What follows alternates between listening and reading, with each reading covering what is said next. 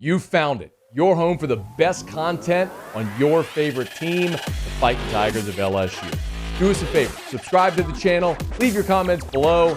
Be sure to smash that like button.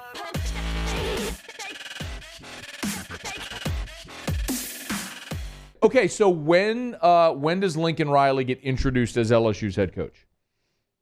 Can he do a little bit of both? Can he take the LSU job, the USC job, and insert an NFL job and just do all three at the same time? Probably not. So he's going to take LSU, right? No, I get it. Like I feel like I've kind of been scarred ever since Bob stepped down at Oklahoma, because it came out of the blue, and it was something that we had heard for.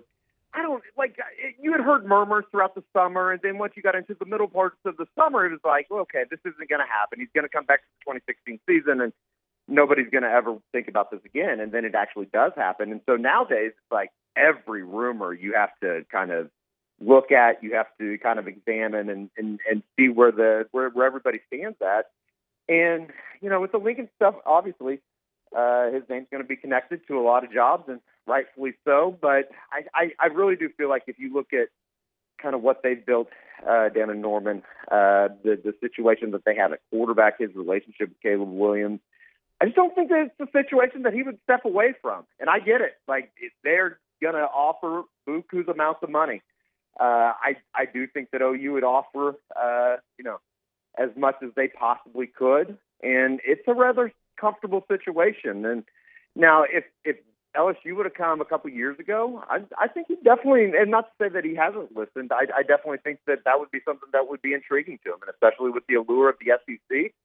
But you throw in that Oklahoma's making the move over, and we're going to be brothers from here on out. Mm-hmm. It just doesn't really make a whole lot of sense. And that's coming from the Oklahoma side of things. Certainly, I could see why a bunch of LSU fans would think that there is definitely a possibility. I would be flabbergasted, shocked, maybe even more so than I was when Bob stepped down, and I was left speechless, and I'm usually not speechless.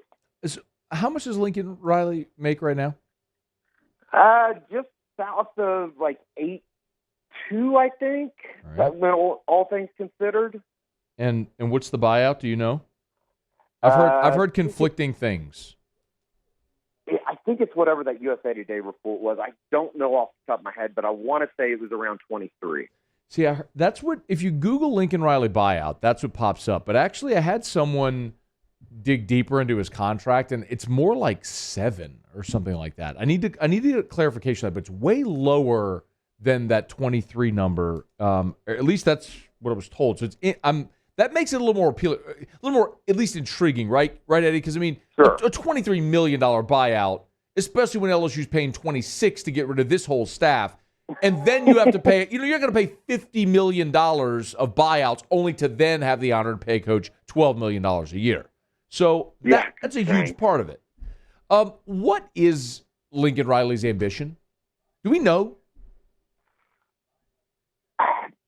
Win national championships, I think, just like every other coach. And I do think that, like, if the opportunity presented itself, like in a hypothetical situation, Oklahoma wins the national championship, I think that door to the NFL becomes a little bit more open. I, right now, have a hard time ever seeing him coach at a college not in Norman, Oklahoma. And I know that sounds just insane right now, but I just think from what they are building right now in Norman with the recruiting class, and especially with what he has in Caleb Williams, I think that he truly knows that this is not a normal situation with what he has at quarterback right now. And obviously, with everything that's gone into the season, and a lot to play out over the month of November and the 3 games that they have left in the Big 12 play before they get to Arlington, or hope to get to Arlington. It's kind of a unique experience. And, he's obviously had a good run of quarterbacks with Baker and then Kyler and Jalen back in 19 that, got taken to the woodshed by that LSU program. But you get the feeling that he has a lot of connections back here.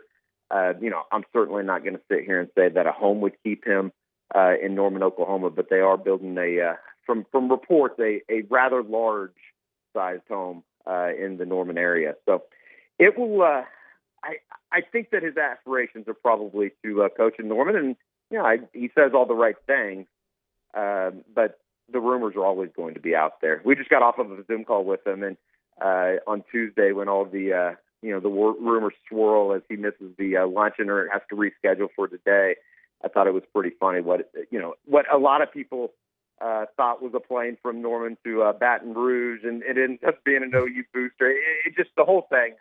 That's what makes college football so great, isn't it? I mean, let's get real, though. I mean, you can say it was an OU booster and that he just happened to miss a lunch, but he was missing that lunch to interview with Scott Woodward, who was on that plane, wasn't he, Eddie? Wasn't he?